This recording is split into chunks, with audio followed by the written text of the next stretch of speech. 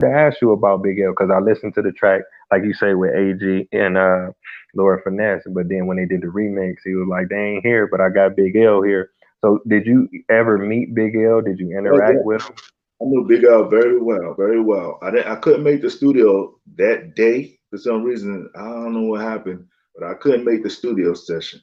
So we wound up and AG found out AG didn't even go. So it was just Lord Finesse and Big Al.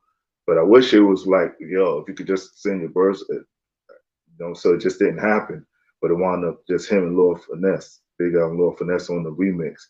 You know what I'm saying? But No Love Lost, you know what I'm saying? It's still a great song. I wish I could have been on that, but I did know Big Al very well.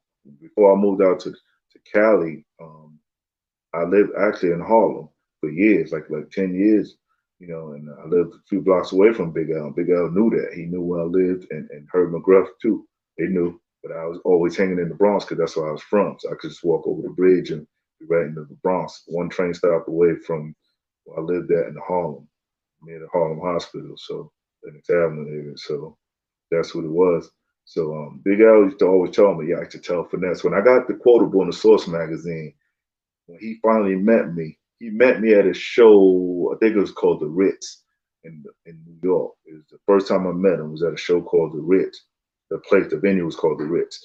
But on the lineup was Lord Finesse, Showbiz and AG, X Clan, Gangstar, and there's a few more. But instead of me coming out to do the song that I did with AG and Lord Finesse called Yes You May, he just said, "I'm gonna have you come out and just spit a rhyme."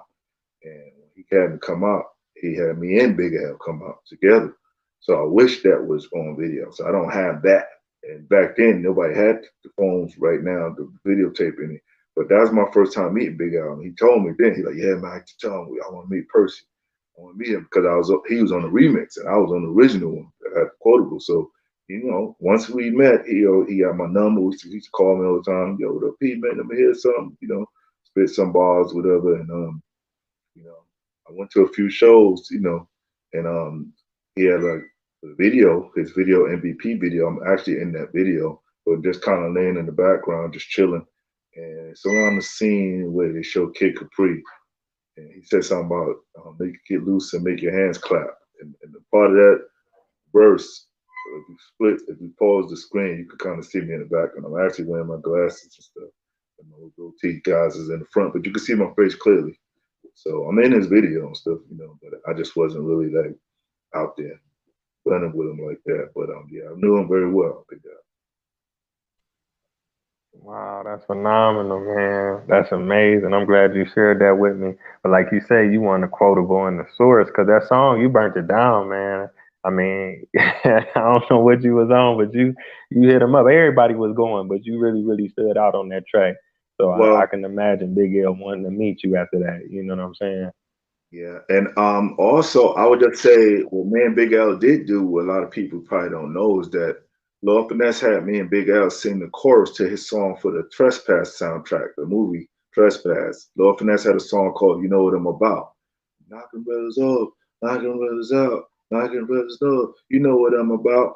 And that's me and Big Al singing the hook, but it's the N word, you know what I'm saying? But that's me and Big Al. A lot of people probably don't know that. So Lord Finesse had mentioned that in one of his interviews. So I used that clip to throw it in my playlist. So it's like you kind of learned about some of the stories behind the scenes of a lot of things that people might not have known that I've been a part of. A lot of different artists that people know, records that people hear that I probably was recorded to be on